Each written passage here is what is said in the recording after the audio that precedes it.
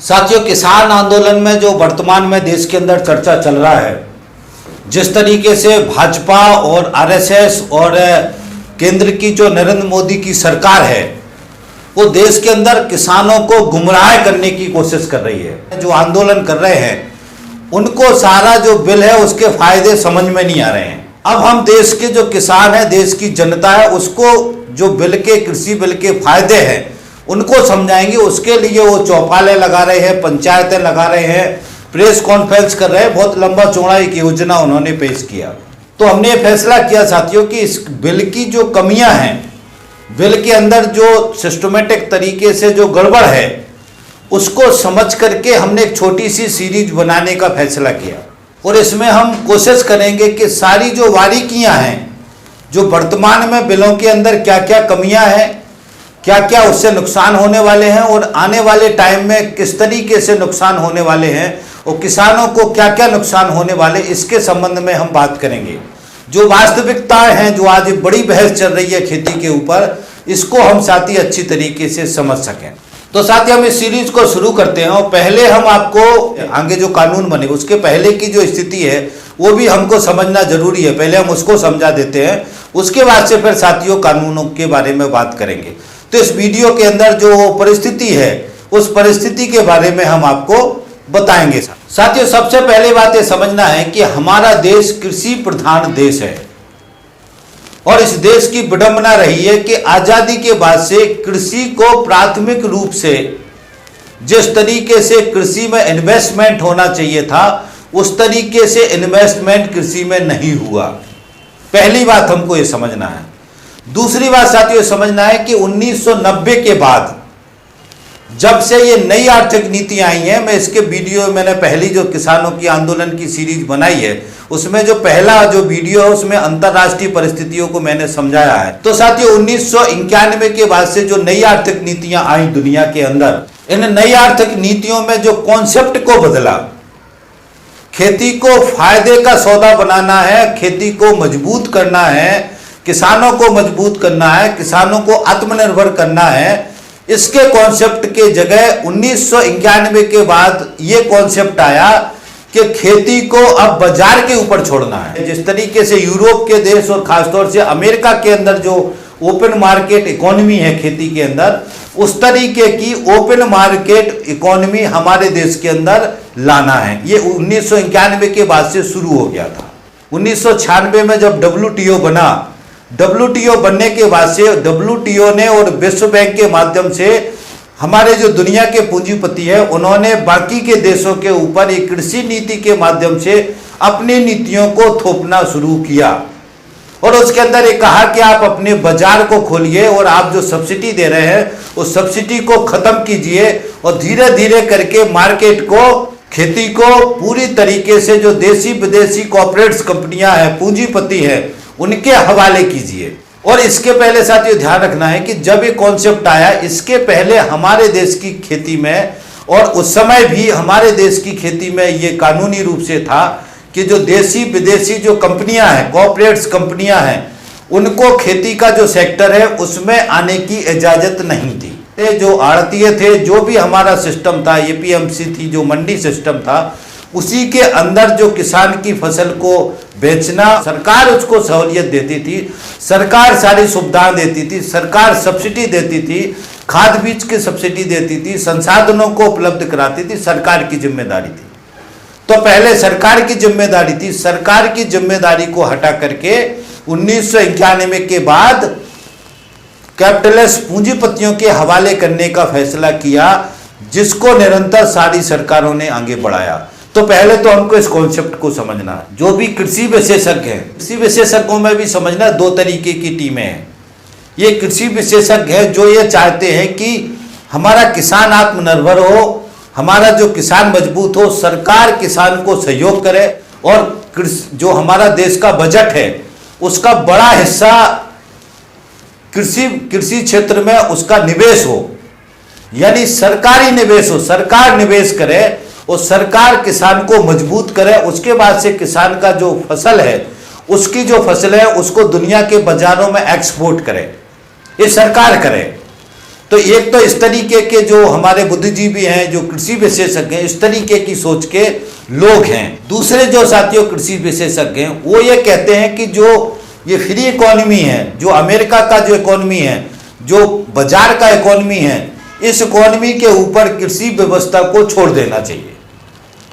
तो उस तरीके की सोच के लोग हैं जो पूरा अपने एक पक्ष रखते हैं, एक लॉजिक रखते हैं और ये कहते हैं कि कृषि बाजार को, कृषि क्षेत्र को, किसानों को, खेती को पूंजीपति के हवाले या मार्केट के हवाले कर देना चाहिए और देशी विदेशी पूंजीपतियों को कृषि क्षेत्र में निवेश करने के लिए, कृषि क्षेत्र में पैसा लगाने के लिए, कृषि क्षेत्र में मुनाफा कमाने के लिए छोड़ देना चाहिए।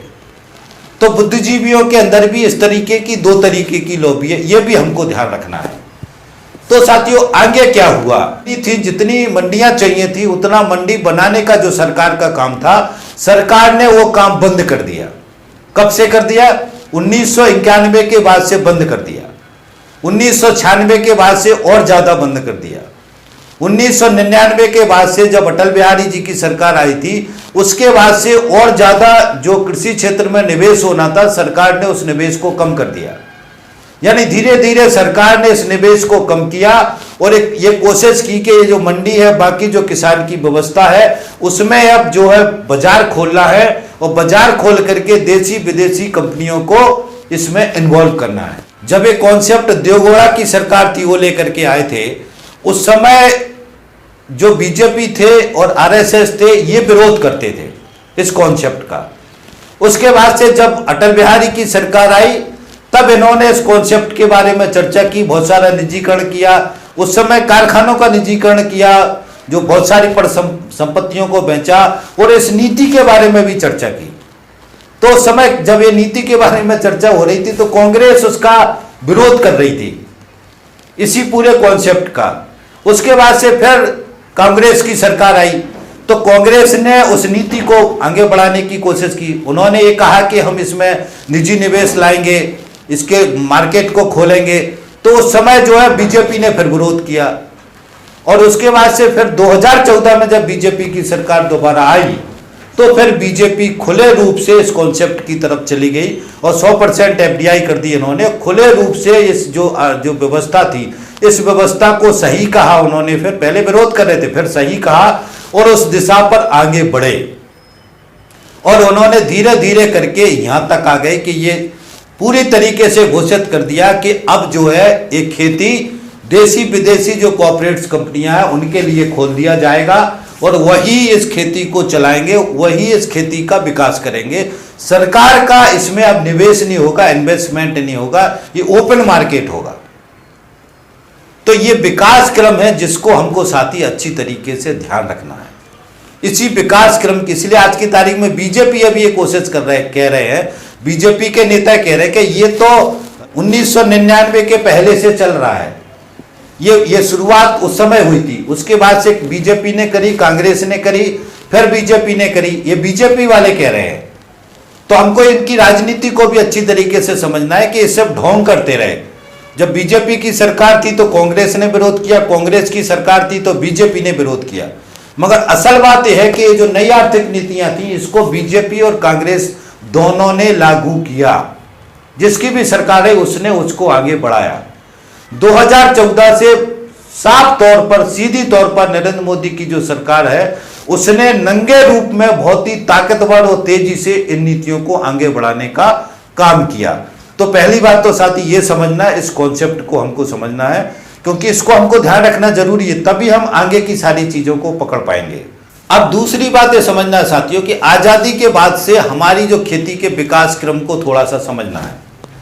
आजादी के बाद से साथियों 1965 में ये एपीएमसी जो मंडियों का जो कानून है, ये कानून आया था। ये हमको समझना है, मैं विस्तार में नहीं जा रहा हूं। और 1965 के बाद से मंडी सिस्टम आया था, उस समय भी किसानों की बहुत लूट हो रही थी। और 1965 के बाद से फिर बहुत सारे नारे लगे, हरित क्रांति आई, जय जवान जय किसान आया, बहुत सारी नीतियों का विकास हुआ, उसके विस्तार में मैं नहीं जा रहा हूं।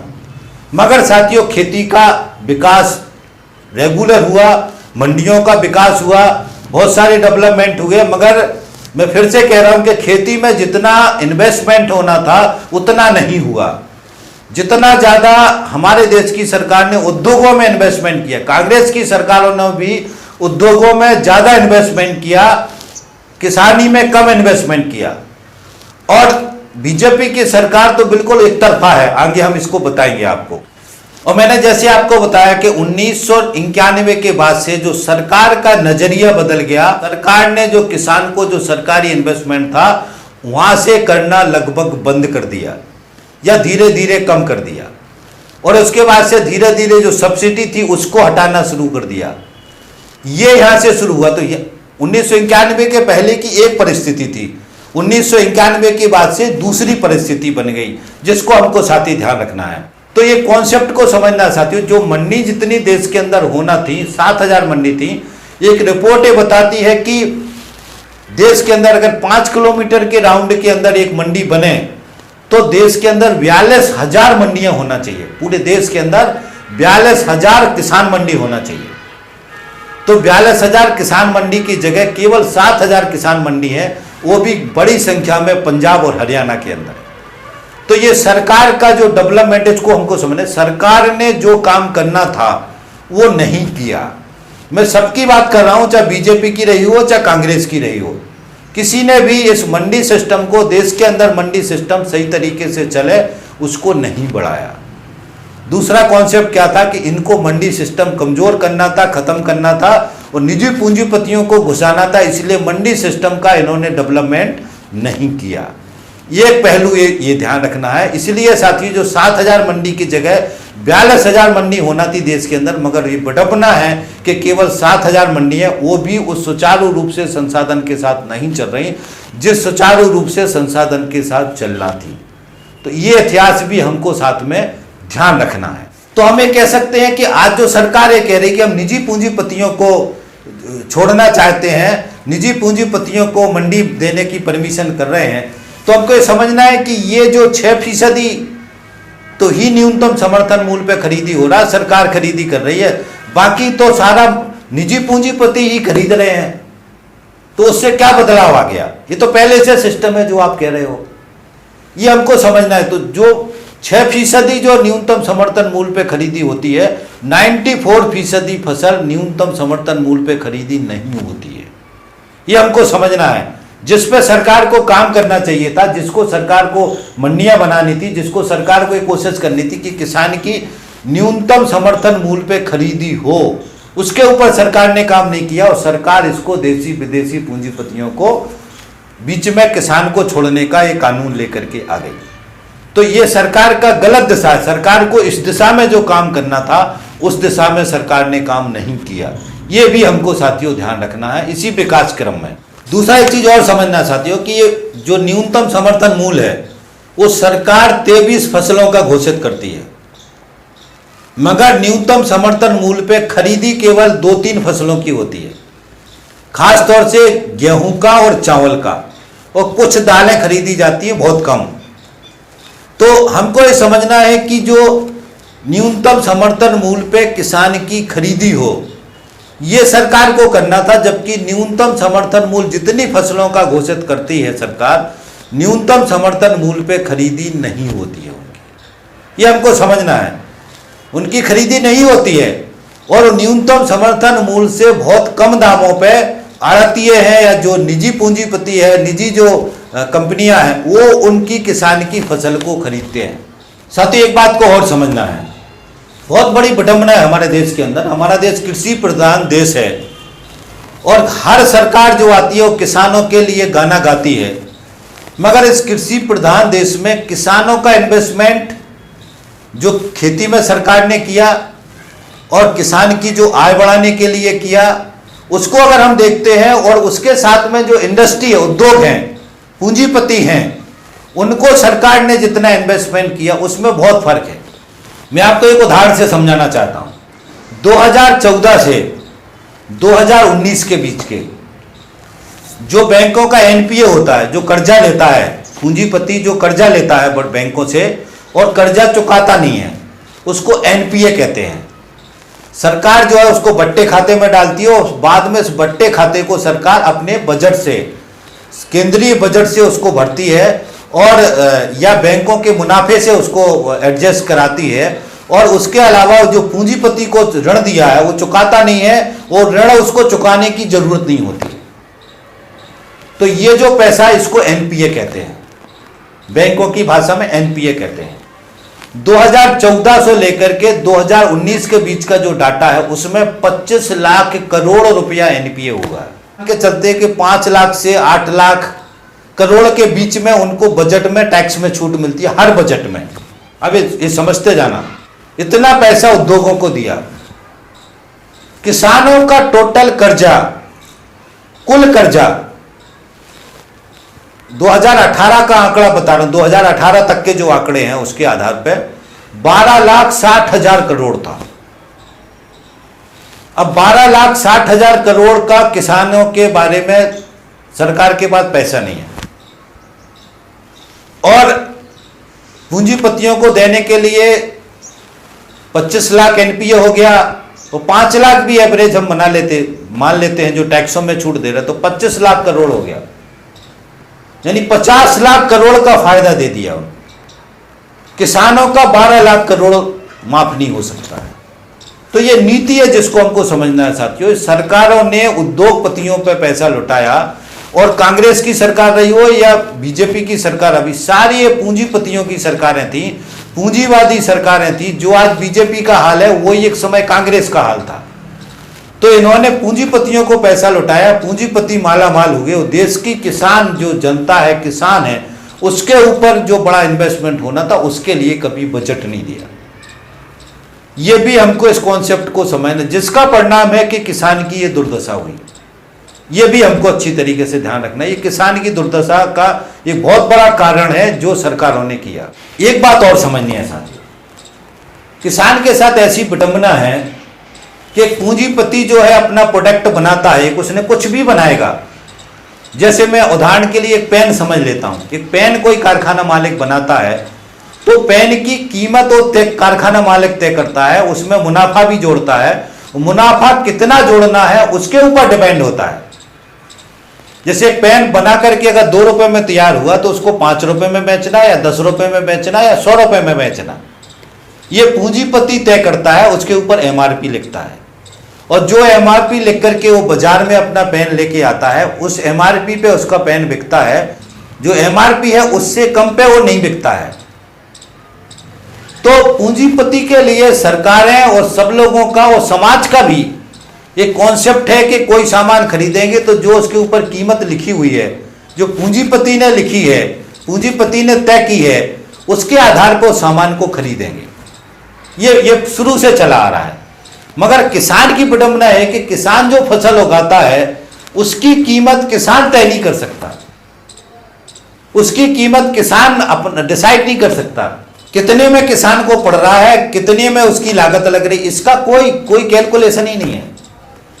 यदि उसकी लागत 100 रुपए लगी है किसी फसल को उगाने में, अगर उसकी जब फसल बेचने जा रहा है अगर उसकी 80 रुपए में कीमत मिल रही तो 80 मिलेगी। 100 रुपए लागत लगाई उसने मगर उसकी कीमत 80 मिलेगी। और किसान की फसल की कीमत कोई तीसरा आदमी तय करता है, उद्योगपति तय करते हैं, आड़तीय तय करते हैं, बाजार तय करता है, मगर उसका कोई पूंजीपतियों जैसा सामान बना के बेच रहा, वैसा किसान नहीं बेचता। इसी के लिए ये मिनिमम सपोर्ट प्राइस का जो आंदोलन चला, ये चला, और मिनिमम सपोर्ट प्राइस बाद में सरकार ने बनाना शुरू किया। खुशी से नहीं बनाया, मजबूरी में बनाया। और मिनिमम सपोर्ट प्राइस जो न्यूनतम समर्थन मूल्य, उसकी खरीदी का क्या हाल है मैं आपको बता चुका हूं। इसलिए हमको इसको नियत को समझना साथियों। किसान की जो फसल है उसको कभी ये सरकार कहती है कि उद्योगपतियों को दे दो, बाजार के सहारे छोड़ दो, मगर पहले ये तो कह दो कि किसान की फसल किसान तय करे, वो बेचे, ये तो उसको अधिकार दे दो। जो न्यूनतम समर्थन मूल्य सरकार घोषित करने वाली है उस पे उसकी खरीदी हो, उससे कम पे कोई भी खरीद ना करे, ये तो सुनिश्चित कर दो जो किसान आज मांग कर रहा है। तो ये सरकार की नीति को हमको समझना है।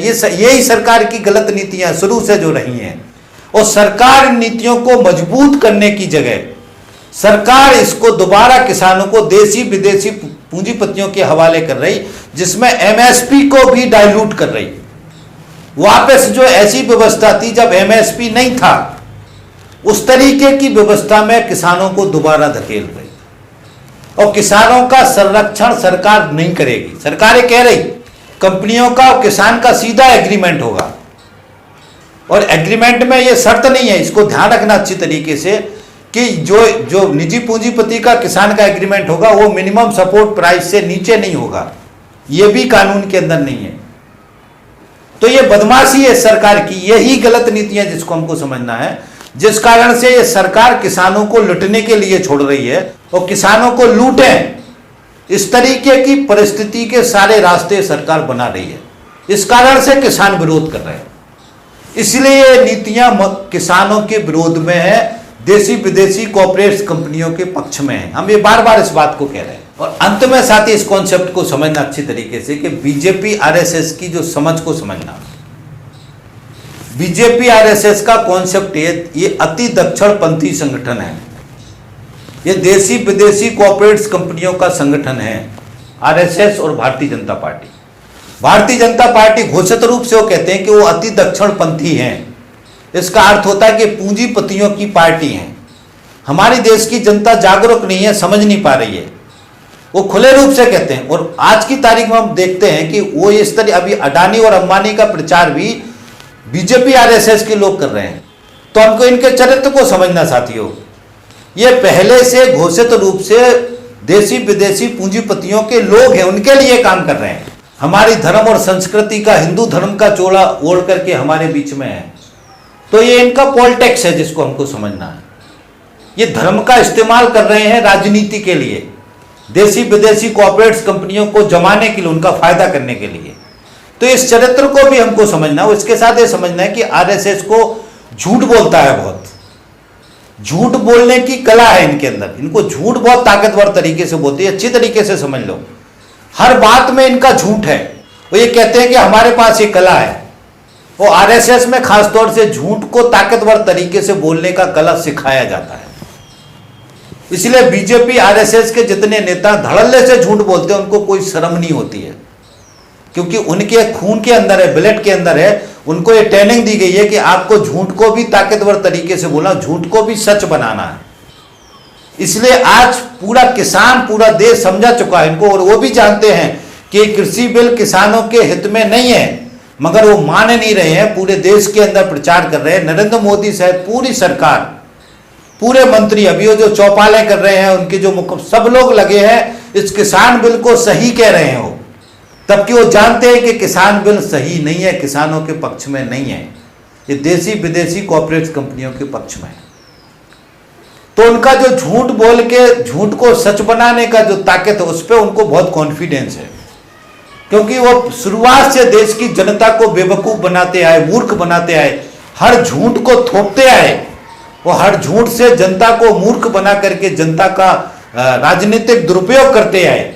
तो आज भी वो झूठ को लेकर के देश की किसानों के पास जा रहे हैं और ताकतवर तरीके से कह रहे हैं कि कृषि बिल बहुत मजबूत है, बहुत फायदा होने वाला। अभी हम आगे चर्चा करेंगे कि कैसे फायदा होने वाला है, हम विस्तार से अभी समझाएंगे। तो इस कॉन्सेप्ट को भी साथी समझना है, इस बात को ध्यान रखना है। तो साथियों, मैंने मोटे मोटे जो कॉन्सेप्ट थे, जो समझ थी, जिसको ध्यान रखने की जरूरत है, वो मैंने आपको इस वीडियो के अंदर कवर कर दिया। अब इस वीडियो को साथी मैं यहीं खत्म करता हूँ, और अगले वीडियो से हम एक एक मुद्दे में जो कानून आए, कृषि कानून आए, उसी के बारे में बात करेंगे। उसके अंदर क्या खामियां हैं, कैसे असर पड़ेगा, क्या असर पड़ेगा, विस्तार से हम साथी चर्चा करेंगे। तो इस वीडियो को साथी यहीं खत्म करता हूँ, और आपसे मेरी अपील है कि इस किसान आंदोलन को सपोर्ट करें, समर्थन करें। ये बहुत ही ऐतिहासिक लड़ाई है जो किसानों की हो रही है। ये मजदूर किसान का मामला है, बहुत अच्छी तरीके से समझना, सारे देश की जनता को सपोर्ट करना है। और आपसे निवेदन है कि जो वीडियो हम बना रहे हैं जानकारी की, इनको सबको शेयर करवाने की जिम्मेदारी दे रहा हूँ। जो झूठ फैलाया जा रहा है, झूठ को जगह सच बात क्या है, इसको हमको देश की जनता के पास ले जाना, देश की जनता को समझाना, जागरूक करना है, ताकि इनका जो झूठ फैलाया जा रहा है इसको हम डाइल्यूट कर सकें। इसके लिए इन वीडियो को ज़्यादा से ज़्यादा शेयर करें। साथ में आपसे निवेदन है कि हमारा चैनल सब्सक्राइब कर लें, ताकि इन वीडियो को हम आप तक पहुंचा सकें। और भी बहुत सारी वीडियो बनाएंगे, आप हमारे साथ जुड़ जाएंगे, चैनल को सब्सक्राइब कर लेंगे तो चैनल को सब्सक्राइब कर लें और सारे वीडियो को शेयर करवाने में सहयोग करें। प्ले लिस्ट पे चले जाएं, मैंने बहुत सारे वीडियो बनाए हैं। आरएसएस के बारे में बहुत सारे वीडियो हैं, हिंदू राष्ट्र के बारे में वीडियो हैं, मजदूरों के बारे में वीडियो हैं, कर्मचारियों के बारे में वीडियो, सब चीज़ के वीडियो हैं उसके अंदर। तो उन वीडियो को सुनो, जो वीडियो आपको अच्छे लगते हैं उनको शेयर करवाएं, ताकि हम देश को बचा पाएं इस पूरी गलत विचारधारा से। गलत जो हमारे देश के अंदर अब ये राजनीति चल रही है, इस गलत राजनीति से हम देश की जनता को, किसान को, मजदूर को, आम जन को बचा पाएं। तो इसी आशा उम्मीद के साथ कि आप सहयोग करेंगे, मैं इस वीडियो में अपनी बात खत्म करता हूं। थैंक यू साथी, धन्यवाद, थैंक्स। मिलते हैं अगले वीडियो।